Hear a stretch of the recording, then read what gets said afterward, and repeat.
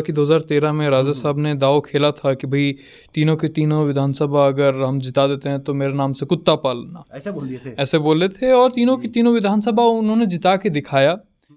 हम लोग उससे ज़्यादा मार्जिन से जीतेंगे पत्थलगांव इस चुनाव में। लोग गुंडा राज से अलग परेशान हो रहे हैं। अब आप देखिए, विकास करने का इन लोग को कीड़ा काटा है, तो उन लोग का समस्या को दूर क्यों नहीं किया गया? उन लोग को सो फ्रेंड्स, आज है हमारे साथ है जसपुर के युवराज साहब। युवराज साहब जी, स्वागत है आपका हमारे चैनल में। बहुत बहुत धन्यवाद। जितने भी सरोज भगत के चैनल के सब्सक्राइबर हैं और दर्शक हैं, उनको मेरा नमस्कार जी, धन्यवाद। ये जसपुर के युवराज साहब हैं, ये जसपुर राजा साहब के बेटे हैं, बड़े बेटे। और युवराज साहब के बारे में बात करूं तो भारतीय जनता युवा मोर्चा के प्रदेश प्रचार प्रसार प्रमुख का दायित्व मिला था और सबसे मिला है। और छत्तीसगढ़ के सबसे कम उम्र के पदाधिकारी हैं। सही बोला ना बाबा जी? बिल्कुल जी। तो अभी तो बीच में चुनाव दायरा में बहुत ज़्यादा बिजी थे, तो मैं भी मिल नहीं पाया था और युवराज साहब भी बहुत ज़्यादा बिजी थे, तो मिल नहीं पाया था। आज हम जानेंगे जसपुर के तीनों विधानसभा के बारे में, क्योंकि ये जसपुर के तीनों विधानसभा में बहुत ज़्यादा दौरा किए हैं और एक एक मतदाता से घर घर जाके मिले हैं। क्यों बाबा जी? बिल्कुल। जैसे कि आप सभी लोग जानते हैं, अभी विधानसभा चुनाव चल रहे थे और 3 तारीख को उसका रिजल्ट आने वाले हैं। तो भारतीय जनता पार्टी के जितने भी कार्यकर्ता हैं, सब बहुत जोर से लगे इस पे, बहुत मेहनत से लगे। और उससे भी महत्वपूर्ण बात जो है कि जितने भी लोग हैं, जितने भी जशपुर के लोग हैं, उन लोग भारतीय जनता पार्टी पे फिर से एक बार बहुत ही प्यार दिखाए, बहुत ही सम्मानजनक सबको बुलाते थे और बड़े ही प्रेम और स्नेह जशपुर की जनता ने इस बार फिर से भारतीय जनता पार्टी को दिखाया है। जैसे कि 2013 का चुनाव में राजा साहब अपने नाम से कुत्ता पालने का दाव कुछ किए थे, ऐसा कुछ इस चुनाव में कैसा रहा? मतलब कि चुनाव राजा साहब बहुत जोर शोर से लगे थे। बिल्कुल स्वाभाविक रूप से, जैसे कि आपने पहले आपने जो बोला कि 2013 में राजा साहब ने दाव खेला था कि भाई तीनों के तीनों विधानसभा अगर हम जिता देते हैं तो मेरे नाम से कुत्ता पालना, ऐसे बोले थे। और तीनों की तीनों विधानसभा उन्होंने जिता के दिखाया, जिसके बाद पार्टी ने उनकी मेहनत को देखते हुए और लोकप्रियता को देखते हुए उनको राज्यसभा भेजा। जी। और इस बार फिर से, जैसे कि हम लोग शुरू से हर चुनाव, चाहे वो विधानसभा हो चाहे वो लोकसभा हो, हम लोग शुरू से लगे रहते हैं और हम लोग जनता के बीच जाते रहते हैं। तो इस बार भी राजा साहब ने बहुत ही धूमधाम से और बहुत जोर शोर से इस बार प्रचार किया है पूरे तीनों की तीनों विधानसभा में। जी, तीनों विधानसभा में बात करें तो पत्थलगांव विधानसभा शुरू करते हैं। पत्थलगांव विधानसभा में कैसा रहा हमारा प्रत्याशी? और वहाँ पे सिटिंग एमएलए हैं राम पुकार जी, उसके साथ सीधे टक्कर थी, तो वहाँ पे किस टाइप से देखते हैं? देखिए, पत्थलगांव विधानसभा जो है उसको हम लोग 2013 में भी जीते थे। और जैसे कि आपने बताया कि वहाँ के जो विधायक हैं राम पुकार जी, हाँ जी, तो लोग बड़ी त्रस्त हैं उनसे। लोग बड़े परेशान हैं कि विधायक इतने साल रहे ना, तो उस जगह का विकास हुआ। और विकास ज़्यादा बड़ा बात भी नहीं कर रहा हूँ, छोटे मोटे विकास का बात कर रहा हूँ, जो एक आवश्यक, मतलब एक लोगों को मूलभूत सुविधाएं, हाँ, मतलब जरूरी रहता है कि भाई रोड बनने चाहिए। रोड नहीं बना। आप लोग पत्थलगांव का रोड देख रहे हैं, हम लोग के यहाँ रोड नहीं बना पत्थलगांव का। पत्थलगांव पे एनएच को तो छोड़िए, टाउन का रोड नहीं बना है। बहुत जिनका छोटा मोटा समस्या रहता है, हमको बोरिंग नहीं मिल रहा है, प्रधानमंत्री आवास नहीं मिल रहा है, पेंशन नहीं मिल रहे हैं। तो इतने साल जब विधायक रहे उसके बाद भी कुछ नहीं किए। और मैं आपको एक चीज़ बताता हूँ, जैसे कि आपने पत्थलगांव की बात छेड़ ही दी है, तो 2013 में हम लोग जिस संख्या से जीते थे पत्थलगांव, इस बार हम लोग उससे ज़्यादा मार्जिन से जीतेंगे पत्थलगांव इस चुनाव में। जी। और कुनकुरी की बात करें तो यूडी मिंज साहब है, उससे सीधे टक्कर थी, तो किस टाइप से देखते हैं कुनकुरी विधानसभा को? देखिए, यूडी मिंज जी से बहुत मेरे को तो नहीं लगता कि बहुत ही एक टफ फाइट रहा ना ऐसे कुनकुरी के लोगों को लगा कि बहुत टफ फाइट रहा, कि बहुत स्ट्रॉन्ग कैंडिडेट से टक्कर हो रही है। विष्णु साहब हम लोग के बड़े ही तगड़े कैंडिडेट शुरू से रहे हैं, सांसद भी रहे हैं, वो लोगों का काम भी बहुत किए हैं। और यूडी मिंज जी, आप देखिए, अगर आप उनका रिकॉर्ड निकाल के, गुंडा राज चला है, वसूली हुए हैं, लास्ट तक देखा गया था। लास्ट तक देखा गया था कि भाई महिला के साथ ऐसे बदतमीजी एक विधायक को शोभा नहीं देता है कि कम से कम अपना नहीं तो विधायक पद का गरिमा रखना चाहिए। और सबसे पहला बात तो कि आपको महिला के साथ ऐसे बर्ताव नहीं करना चाहिए। जी, और जसपुर विधानसभा में किस टाइप से, जसपुर विधानसभा में भी ये सिटिंग एमएलए विनय भगत जी हैं, तो सीधे टक्कर उनसे ही रही होगी। देखिए, हम लोग की जो प्रत्याशी हैं रायमुनी भगत जी, ये जशपुर के इतिहास में इस बार पहली बार ऐसा हो रहा है कि हम लोग एक महिला प्रत्याशी को खड़ा किए हैं। और जहाँ तक बात आया आपका विनय भगत जी का, तुम क्या विकास किए मेरे को बताइए। वो सरासा झूठ बताया जाता है, जो भी आप लोग को बोला है कि ये विकास है, ये विकास है। जैसा जशपुर पहले था वैसा अभी भी है। कोई सोना चांदी नहीं लगा, ना किसी को आवास मिला है प्रधानमंत्री, ना किसी को पेंशन मिला है, बल्कि लोग गुंडा राज से अलग परेशान हो रहे हैं। अब आप देखिए, आप बोले विनय भगत जी के बारे पे, भाई वट सावित्री ले लीजिए। आपको याद होगा, वट सावित्री पे एक बांग्लादेशी पेशाब फेंक के चले गया था महिलाओं के ऊपर, है ना। कीर्तन भवन, भाइयों बहनों, कीर्तन भवन जो कि आप सभी लोग का, जशपुर का एक ऐसा जगह है जिसको सब मानते हैं, सब पूजते हैं। वहाँ पे हम लोग के ज़मीन पे गौ मांस पकड़ाया, बेचते हुए ना, बेचते हुए। 1.5 साल पहले की बात है लगभग ना, वैसे ही कुछ। मैं उस टाइम सन्ना के दौरे पे था। ऐसे बहुत सारे बातें हैं। अब जैसे मान के चलिए, देखिए, हम लोग जशपुर जिला जो है वो 2 बॉर्डर कनेक्ट करता है, झारखंड उड़ीसा।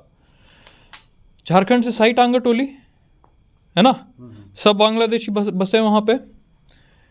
वहाँ से लेकर लावाकेरा तक आपका गौ तस्करी होता है। इसको क्यों नहीं रोके? ये तो पिछले बार भी होती थी, 5 साल पहले भी बाबा। नहीं, देखिए, बीजेपी के शासन में बिल्कुल नहीं होता था।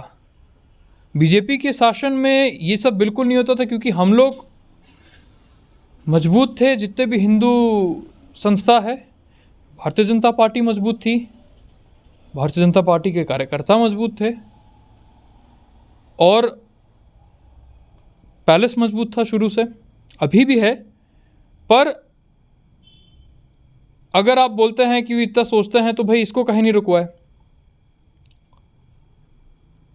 और एक चीज़ मैं इसमें बोलूँगा कि जो ये विकास का जो नाम लेके बदनाम किया जा रहा है, ये सीधा से सीधा, मैं आपको एक चीज़ बोलता हूँ कि ये लोगों की भावनाओं को ठेस पहुंचाने वाली बात है। विकास कुछ नहीं हुआ है, पर लोगों को जाके खरीदने का काम कांग्रेस पार्टी ने किया है इस बार के चुनाव में, इस बार के चुनाव में, इस बार के कार्यकाल में। जी, विकास की बात करें तो ये विनय भगत जी बोलते हैं बड़े बड़े पुलिया बनाए। अरे विकास के बाद मैं बताता हूँ ना आपको, मैं गांव-गांव घूमता हूँ, और इस बार और जोर शोर से घूमा मैं। इतना चोरी हुई है, चाहे वो किसी भी आप काम को लीजिए, चाहे पुलिया का काम है, एकदम झरझर पुलिया बनाया है। कहीं मेरे को तो ऐसा दिखा नहीं कि किसी को आवास वगैरह मिला है।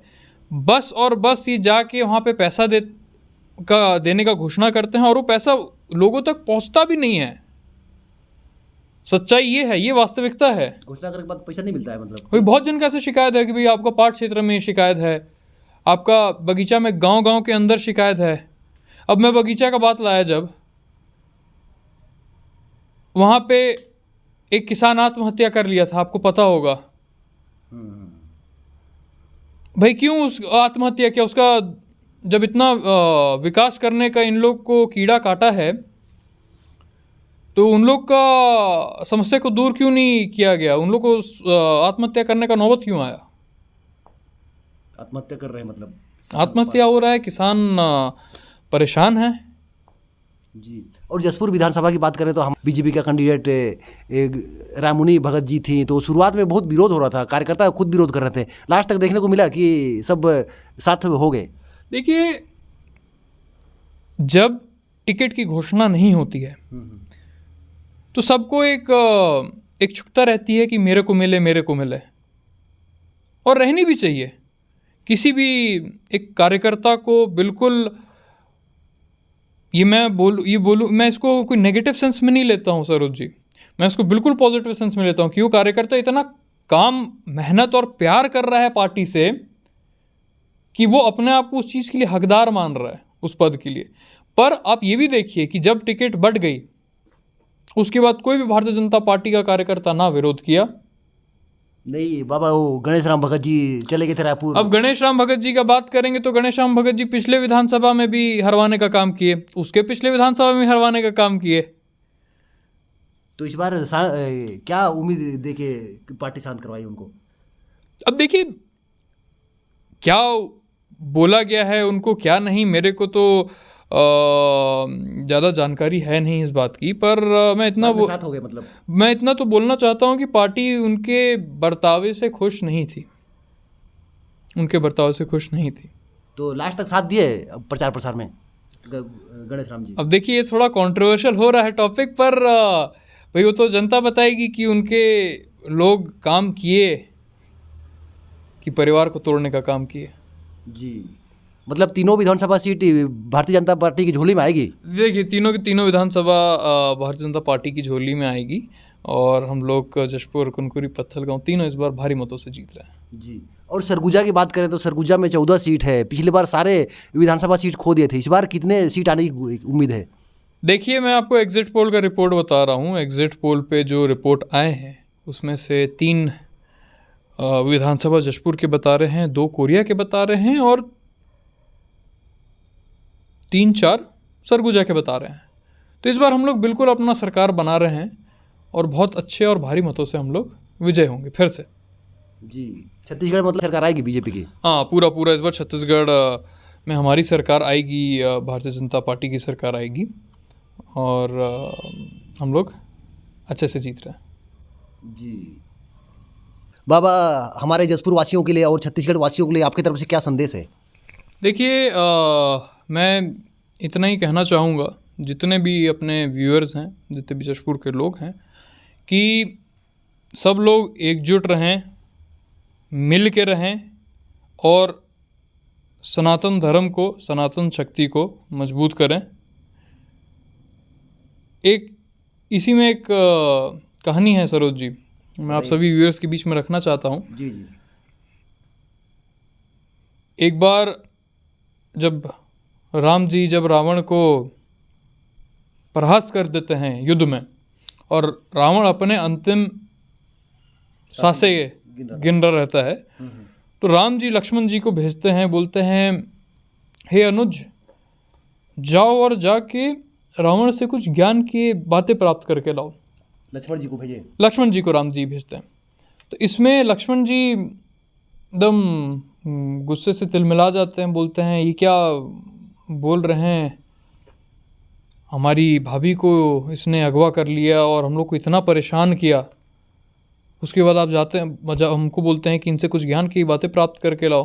पर भाई राम जी बोलते, भाई देखो, मैं तो तुम्हारा ज्येष्ठ भ्राता हूँ, तुमको हमारा बात तो मानना पड़ेगा। तो लक्ष्मण जी और हनुमान जी जाते हैं रावण के पास और बोलते हैं कि मुझे मेरे बड़े भाई श्री राम जी ने भेजा है, मुझे कुछ ज्ञान के बातें बताओ। तो रावण एक ही चीज़ बोलता है, लक्ष्मण, तुमको पता है कि तुम युद्ध क्यों जीते? भाई, मैं राजा था, मेरे पास सोने की लंका थी, मैं अमर था, दुनिया में मेरे से शक्तिशाली और बलशाली कोई नहीं था, फिर भी तुम क्यों जीते? तो हनुमान जी और लक्ष्मण जी सोच में पड़ जाते हैं कि भाई तो सबसे बड़ा भक्त शिव जी का। रावण उसमें बोलता है कि मैं इसीलिए हारा क्योंकि तुम्हारा भाई तुम्हारे साथ खड़ा था और मेरा भाई मेरे विरुद्ध। अगर विभीषण नहीं बताते राम जी को उनका प्राण नाभि में था रावण का, तो शायद ये हो सकता था कि रावण का दहन नहीं होता। तो इसीलिए आप सभी लोग से मेरा गुजारिश है कि सब लोग एकजुट रहें, समाज को मजबूत बनाएं, और गांव में कोई भी दिक्कत परेशानी समस्या होता है, आप लोग बिल्कुल पैलेस आइए, आप ही लोग का घर है, आप लोग के लिए दरवाजे हमेशा यहाँ पे खुले हुए हैं। धन्यवाद जी। बाबा, आप अपने एजुकेशन के बारे में बताएंगे, आपने राजनीति ही क्यों चुना? देखिए, जैसे कि आपने एजुकेशन के बारे में पूछा मेरे से, तो मैं अपना स्कूलिंग राजकुमार कॉलेज रायपुर से हमने अपना स्कूलिंग कंप्लीट की है, और जो हमारा कॉलेज हुआ है वो IILM लोधी रोड जो कि दिल्ली पे है, वहाँ से हुआ है, और मेरा क्वालिफ़िकेशन उसमें BBA कम्युनिकेशन का था। और जैसे कि आपने ठीक फरमाया कि भाई राजनीति ही क्यों चुना, जी जी। तो देखिए, मेरे को शुरू से मैं अपने पिताजी को देखते आया हूँ, मैं अपने दादा को देखते आया हूँ, तो मेरे को लोगों से मिलना, लोगों के बीच जाना बड़ा अच्छा लगता है। जैसे हम अपने भंडार भी जाते हैं जब, तो वहाँ पे भंडार के जितने भी पुराने लोग हैं, जैसे गांव का गंजू गौठिया हो गया, चौकीदार हो गया गांव का, या जितने भी पुराने लोग हैं, सबको हम बुलाते हैं, उनके साथ बैठते हैं, भोजन करते हैं। तो एक मेरे को एक लगाव था शुरू से जशपुर के लोगों से लगाव था, और हमको खेती किसानी में बहुत इंटरेस्ट है, एग्रीकल्चर में बहुत रुचि रखता हूँ मैं। तो इसीलिए फिर हम बोले कि हम राजनीति में आएंगे और हम जशपुर पर रहेंगे, लोगों की सेवा करेंगे, मतलब लोगों कुमार की सेवा साहब जी करेंगे, के साथ। लोगों के बीच रहेंगे, क्योंकि ये हमारा परिवार है।